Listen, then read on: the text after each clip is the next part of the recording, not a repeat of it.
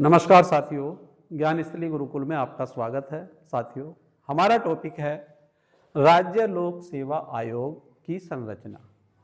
जिस तरह से संघ लोक सेवा आयोग होता है, इसी प्रकार राज्य लोक सेवा आयोग भी होता है। तो इसकी संरचना किस प्रकार की होती है, इसके अध्यक्ष कौन होते हैं, किस अनुच्छेद के अंतर्गत ये आते हैं, आदि चीजों को हम समझेंगे। अनुच्छेद 315 से 316 भारतीय संविधान में इसका उल्लेख है। प्रत्येक राज्य में एक राज्य लोक सेवा आयोग का गठन अनिवार्य है। आयोग में एक अध्यक्ष होता है और अन्य मेंबर्स होते हैं। अध्यक्ष एवं सदस्यों की नियुक्ति राज्यपाल द्वारा की जाती है, लेकिन मुख्यमंत्री एवं उसके मंत्रिमंडल की सिफारिश पर की जाती है।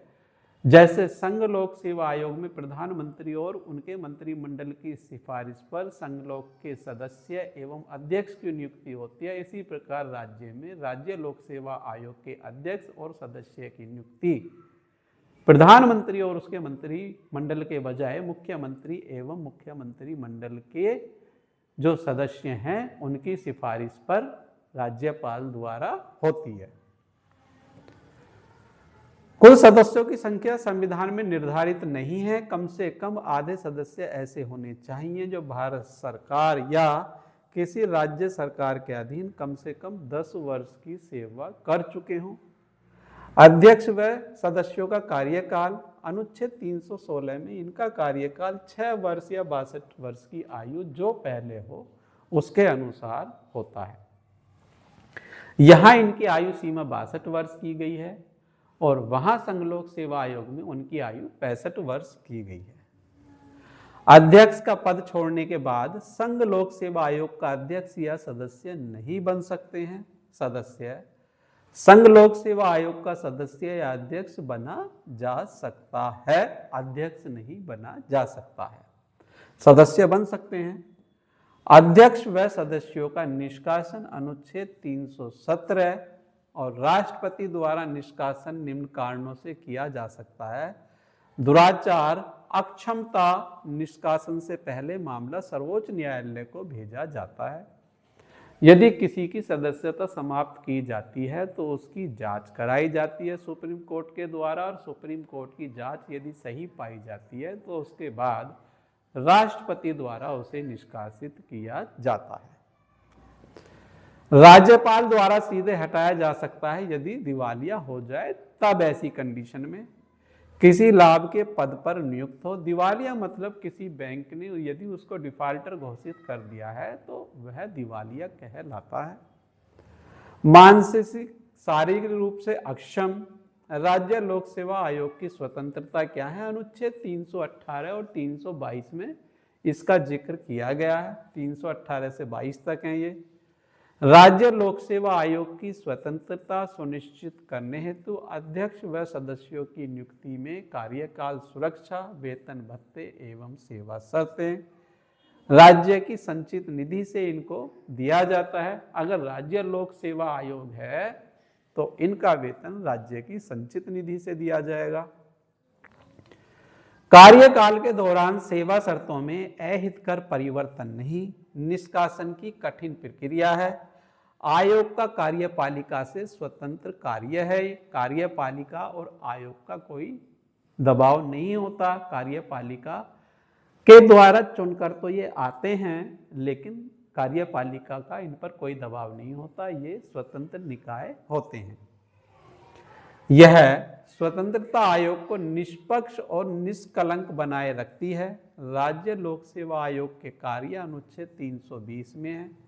मुख्य कार्य राज्य सेवाओं के लिए परीक्षाओं का आयोजन कराना, राज्य सेवाओं में नियुक्ति, पदोन्नति और स्थानांतरण पर परामर्श करना, अनुशासनात्मक मामलों में परामर्श करना, असाधारण परिस्थितियों में भर्ती नियमों में छूट पर सलाह देना और राज्यपाल को वार्षिक प्रतिवेदन प्रस्तुत करना। साल में प्रतिवेदन देना होता है। सभी कार्य इनको बताने होते हैं, इनके द्वारा क्या क्या कार्य किए गए हैं। आयोग की सलीह अनिवार्य नहीं होती, परंतु अत्यंत महत्वपूर्ण मानी जाती है। यदि केंद्रीय मंत्रिमंडल या राज्य मंत्रिमंडल आयोग की सलाह को मानता नहीं है, तो ऐसी स्थिति में उसको कारण बताना होता है कि इसके अंदर यह कमी है, इसलिए हम इस सलाह को नहीं मानते हैं।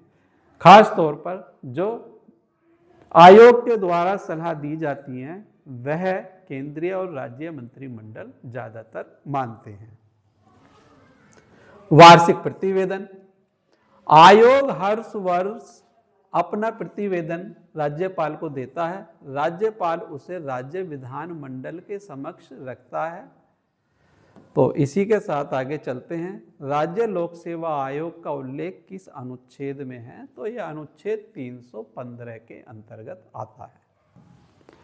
अगला प्रश्न, राज्य लोक सेवा आयोग के अध्यक्ष की नियुक्ति कौन करता है? तो यहाँ पर ऑप्शन हमारे दो हैं, राज्यपाल और राष्ट्रपति। तो राज्य की बात है तो राज्यपाल करेंगे और लोक केंद्र की बात है तो राष्ट्रपति करते हैं। राज्य लोक सेवा आयोग के सदस्यों का न्यूनतम सेवा अवधि कितनी होती है? तो न्यूनतम सेवा अवधि की बात कही गई है, तो यहाँ न्यूनतम सेवा अवधि 10 वर्ष होनी चाहिए। न्यूनतम 10 वर्ष तक उन्होंने राज्य लोक सेवा आयोग या केंद्रीय लोक सेवा आयोग में कहीं ना कहीं काम किया हो, यूपीएससी के माध्यम से जो परीक्षा आयोजित होती है उसके द्वारा। तो ऑप्शन सी। अगला प्रश्न, राज्य लोक सेवा आयोग के अध्यक्ष का कार्यकाल कितना होता है? तो 62 वर्ष की आयु तक, ऑप्शन सी के अनुसार। ऑप्शन डी 6 वर्ष या 62 वर्ष की आयु, जो पहले हो, तो ऑप्शन डी हमारा एकदम करेक्ट आंसर। राज्य लोक सेवा आयोग के अध्यक्ष को हटाने का अधिकार किसे है? राज्य लोक सेवा आयोग के अध्यक्ष को, ऑप्शन यहाँ 2 आ गए, राज्यपाल और राष्ट्रपति। तो हटाने का जो अधिकार है वो राष्ट्रपति को होता है, राज्यपाल द्वारा सिफारिश की जाती है। तो ऑप्शन सी हमारा सही। अगला प्रश्न, राज्य लोक सेवा आयोग के अध्यक्ष को किस आधार पर हटाया जा सकता है? तो यहां पर दुराचार और अक्षमता के आधार पर हटाया जा सकता है। राज्य लोक सेवा आयोग के अध्यक्ष को हटाने से पूर्व मामला किसे भेजा जाता है? तो इनको हटाने से पूर्व मामला सर्वोच्च न्यायालय भेजा जाता है। राज्य लोक सेवा आयोग की सेवा शर्तों का भुगतान कहां से होता है? तो राज्य है तो राज्य की संचित निधि से होगा, लोक सेवा आयोग है तो केंद्र सरकार की संचित निधि से होगा। अगला प्रश्न, राज्य लोक सेवा आयोग की सलाह होती है बाध्यकारी, वैकल्पिक, अनिवार्य नहीं, राष्ट्रपति पर निर्भर। तो ये अनिवार्य नहीं होती है। राज्य लोक सेवा आयोग के सदस्यों की नियुक्ति कौन करता है? तो राज्य लोक सेवा आयोग के सदस्यों की नियुक्ति राज्यपाल द्वारा की जाती है। राज्य लोक सेवा आयोग का वार्षिक प्रतिवेदन किसे दिया जाता है? तो राज्य का है तो विधानसभा में दिया जाएगा और केंद्र का है तो संसद में दिया जाएगा। राज्य लोक सेवा आयोग का वार्षिक प्रतिवेदन कौन प्रस्तुत करता है? तो राज्य लोक सेवा आयोग का वार्षिक प्रतिवेदन विधानसभा अध्यक्ष के माध्यम से प्रस्तुत किया जाएगा, लेकिन राज्यपाल के सामने से ये गुजर कर जाता है, तो राज्यपाल ही इनको भेजते हैं। आगे चलते हैं। राज्य लोक सेवा आयोग के अध्यक्ष का पद छोड़ने के बाद वह कोई भी पद नहीं ले सकता है। तो राज्य लोक सेवा आयोग में यूपीएससी का सदस्य बन सकता है, लेकिन यूपीएससी का अध्यक्ष नहीं बन सकता है। तो ऑप्शन बी भी हमारा सही है, सदस्य बन सकता है राज्य लोक सेवा का। तो बी कोई पद नहीं। ये लोक सेवा आयोग का जब होते हैं सदस्य अध्यक्ष सेवानिवृत्त, तो वो कोई पद नहीं ले सकते, लेकिन राज्य वाले यूपीएससी का सदस्य बन सकता है। संघ लोक का नहीं, केवल राज्य लोक सेवा आयोग का बन सकता है। लेकिन यहां पर ये ऑप्शन डी करेक्ट है।